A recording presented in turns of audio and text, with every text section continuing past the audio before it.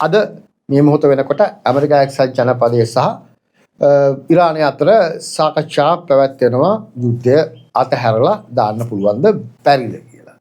සාකච්ඡා එහෙම යන අතරේ අපි දැක්කා ඇමරිකා එක්සත් ජනපදයේ පැත්තෙන් තමන්ගේ ප්‍රහාරක ගුවන් යාන විශාල වශයෙන් කලාපයට යමින් ඉන්නවා. සමහරක් ඒවා ඇමරිකාවේ දැන් බ්‍රිතාන්‍යයට සහ කලාපයේ අනෙකුත් ස්ථාන වල ස්ථානගත කරමින් ඉන්නවා. ඔවුන්ගේ නෞකා ස්ථානගත කරමින් ඉන්නවා. ඒ නිසා ඔවුන් පූර්ණ යුද සූදානමක සහ ඔවුන්ගේ යුද සූදානමේ ක්‍රියාමාර්ග වේගවත් කරමින් කලිනම් කරමින් ඉන්නවා. මේ අතර අනිත් පැත්තෙන් ඉරානයේ පැත්තෙනුත් තමන්ගේ ක්‍රියාමාර්ග තමන්ගේ ක්‍රියාවලිත් වේගයෙන් වැඩි කරන අපි පහුගිය දවස්වල ඔබට වාර්තා කළා. ඔවුන්ගේ න්‍යෂ්ටික බලාගාර ඔවුන් අර සම්පූර්ණ සමහරක් ඒවා සම්පූර්ණ ලොක් කරලා වහලා මේ වැලි දාලා වහලම දැම්ම සමහර ඒවා. ඒ කියන්නේ පූර්ණ යුද තත්වයකට අදාළ සූදානම් වීම ඔවුන්ගේ පැත්තෙනුත් හැම ශේෂයකම කරගෙන යනවා. මේ අතර අද අපි දැක්කා රුසියාවේ සිට විශේෂ ගුවන් යානයක් ආවා කියලා වාර්තා වුණා ඉරානයට. ගුවන් යානය ඇමරිකා එක්සත් ජනපදයේ මේ කලාපයට යොදවලා තියෙන්නේ. ඒ කියන්නේ ගුවනේ සිට යුද්ධය සම්පූර්ණයෙන්ම මොනිටර් කරන්න පුළුවන් සංනිවේදන කටයුතු කරන්න පුළුවන් ගුවන් යානයක්. ඒ කැපැසිටි එකම තියෙන ගුවන් යානයක් අපි දන්නේ නැහැ කුමන කාර්යයක් සඳහා ආවද කියලා. කොහොම නමුත් දෙපාර්ශ්වයේ පැත්තටම සූදානම් වීම ගණනාවක් තිබෙනවා. සාකච්ඡා පිළිබඳව මම හිතන්නේ දෙගොල්ලම දන්නවා මේක කල්මැරීමක් මිසක සාකච්ඡා වලින් විසඳුමක් ලබා ගන්න පුළුවන් මට්ටමක් නැහැ කියලා. ඒකට හේතුව ඇමරිකා එක්සත් ජනපද ඉදිරිපත් කරපු මූලික කාරණා සියල්ලටම වගේ ඉරානය එකඟ නැහැ නේ. බැලස්ටික් වැඩසටහනක අන්තර්ජාල මහද්වීපික දිගුදිර මිසයිල සීමා කිරීමට උන් කිසිසේත්ම එකඟ නැහැ. ඊළඟට අර වෙනත් කලාපයේ සිටින ප්‍රොක්සි කණ්ඩායම් උදව් කිරීම වගේ දේවල් ගැන සාකච්ඡා කරන්න උන් එකඟ නැහැ. න්‍යෂ්ටික වැඩසටහන කියන්නේ මීට කලිනුත් සාකච්ඡා කරපු න්‍යෂ්ටික වැඩසටහන ගැන උන් සාකච්ඡා කරන්න එකඟයි. ඒත් ඒකේ කිසිසේත්ම උන් බල ශක්තිය අවශ්‍යතාව සඳහා යුරේනියම් එන්රිච් කරන එක නවත්තන්න ලෑස්ති නැහැ. සහ ඒ සාකච්ඡා කරනවා නම් ඒ කියන්නේ ක්‍රියාමාර්ග පටන් ගන්නවා නම් අනිවාර්යයෙන්ම සම්බාධක ඉවත් කළ යුතුයි කියන තැන ඉන්නවා. ඒ නිසා I think තාම දැඩි කොන්දේසි වල දෙපාර්ශ්වයේම ඉන්නවා කියන එක තමයි පේන්න තියෙන්නේ. මේ අතර අද ඊටාම තීරණාත්මක ප්‍රකාශයක් කළ ඉරානය ඒ තමයි ඔවුන් විසින් හෝමුස් සමුද්‍ර සංධිය ලොක්ඩවුන් කළා කියලා.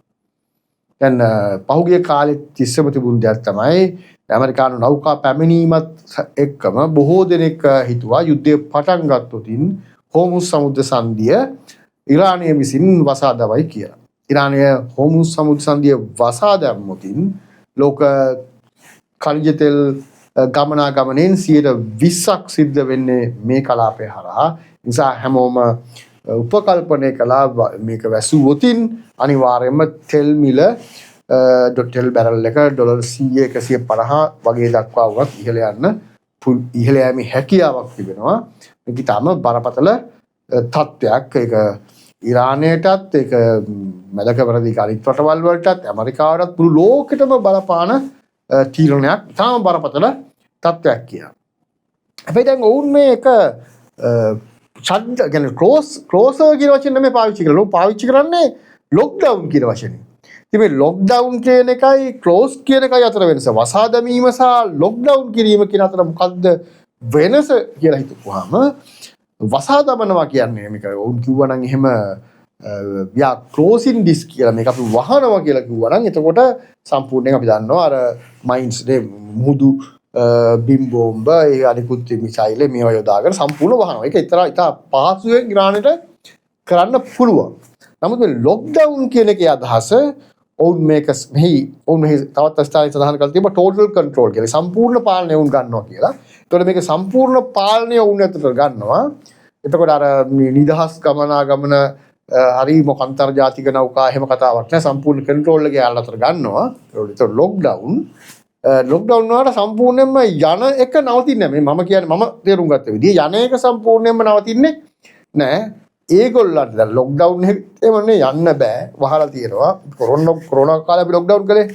හැබැයි අවශ්‍ය පාස් තියෙනවා නම් අවශ්‍ය අයට යන්න පුළුවන්. ඒ නිසා අවශ්‍ය අයට යන්න පුළුවන්, අවශ්‍ය අයට යන්න බෑ. නැත්තම් ඒකට ඒගොල්ලන්ට ප්‍රකාශයකටපත් කරන්න පුළුවන් යුදමය හෝ වෙනත් දේවල් වලට යන්න බෑ. බාණ්ඩ හෝ තෙල් හරි එහෙම ප්‍රවාහණයට යන්න පුළුවන් වගේ කතාවක්.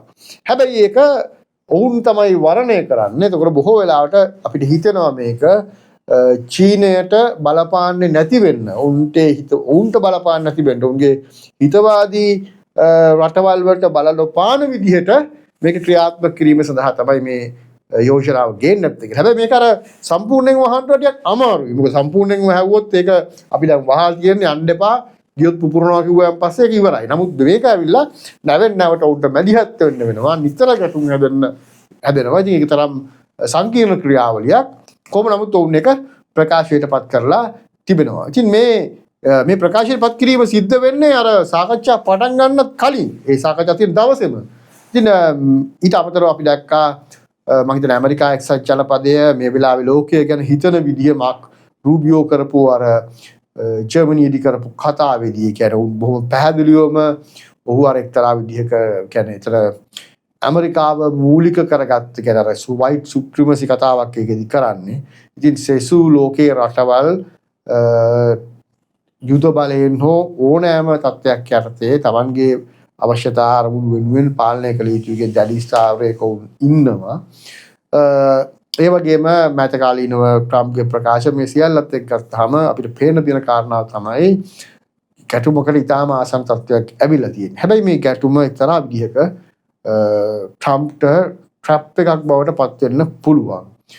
බොහෝ දිනක් හිතනවා ඉතාම පහසුවෙන් ඇමරිකා එක්සත් ජනපදයට මේක කරන්න පුළුවන් කියලා. එහෙම කරන්න පුළුවන්කම තිබුණා නම් ඇමරිකා එක්සත් ජනපදය දැන්ටත් ඒ කටයුත්ත කරලා. ඔවුන් වෙනිසුලාවේදී ගත්ත ක්‍රියාමාර්ගය පිළිබඳව පවා දැන් ඔවුන්ගේ රටවල සංවාදයක් ඇවිල්ලා තිබෙනවා. වෙනිසුලානු මෙහෙයුමට ගියපු වියදම මම හිතන්නේ වෙනම සඳහන් කරමින් ඔවුන්ගේ මාධ්‍යවල වාර්තා වෙලා තිබුණා. දැවැන්ත වියදමක් ගියා. ඒ නිසා ට්‍රම්ප් හිතනවාට වඩා ලොකු ලොස් එකක් තියෙනවා කියන්නේ යුද්ධ අර්ථයෙන් නැත්නම් අපි උරු අභිමානය අර්ථයෙන් අර වෙන රටක ජනාධිපතිවරයෙක් පැහැරගෙන ගියා කියන එක තියෙනවා. මේ චීනයට නැත්නම් රුසියාවට ඛනිජ තෙල් සැපීමේ පහසු මාර්ගයක් වසා දැමුවා කියන එක තියෙනවා. නමුත් මේක අති විශාල වියදමක් දරුවක. ඒ වියදම tie වෙනිසුලාවේ වියදම ප්‍රශ්නයකට ලක් වෙලා තිබෙනවා නම් මම හිතන්නේ ට්‍රම්ප් මේ වෙනකොටත් ඉරානයේ ඊට වඩා දැවැන්ත වියදමක් මේ ඉරානයට සඳහා යුද්ධයට සූදානම් වීම සඳහාම සකස් කරගෙන තිබෙනවා. ඒ වගේම උන් දිගින් දිගටම කල් ගැනීම ඇතුලේ අපිට පේන දේ තමයි ඉරානය සතුව තිබෙන විවිධ ඩ්‍රෝන වර්ග, ප්‍රහාරක බෝට්ටු වර්ග නේ අද පෙන්නලා තිබුණා වුණ අර කියන්නේ ස්ටීල් තේ කියන්නේ රේඩාර වලට අහු නොවන බෝට්ටු 3000කට ආසන්න ප්‍රමාණයක් හයි ස්පීඩ් බෝට්ටු උන් සතුව තිබෙනවා.